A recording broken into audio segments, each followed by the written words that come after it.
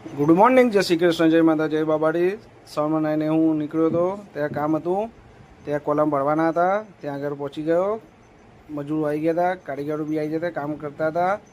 Machine લાવી દીધું, મશીનથી કામ કરતા હતા. એના પછી સાંજે 4:30 વાગી ગયા. લારી ભરી હતી, કાઉન્ટર પર જવા માટે નીકળી ગયો હતો ઘરેથી, અને ત્યાં પહોંચ્યો તો દિલીપ શાકભાજી ગોઠવી હતી, ચારમી કચરો વાળી દીધો. એના પછી મેં પકોડીનો મસાલો બનાવી દીધો અને કાઉન્ટર સેટઅપ રેડી થઈ ગયું. અને ત્યાં પછી સરોજ આવી, મારે થોડું કામ હતું બજારમાં, હું પતાવવા નીકળ્યો. ત્યાં સરોજ ઊભી હતી, હું પેમેન્ટ ચૂકવા ગયો, કપચીનું પેમેન્ટ ચૂકવી દીધું અને ત્યાં પછી બેઠો હતો. પછી ગયો જીઆઈડીસીમાં. એના પછી તમે જોઈ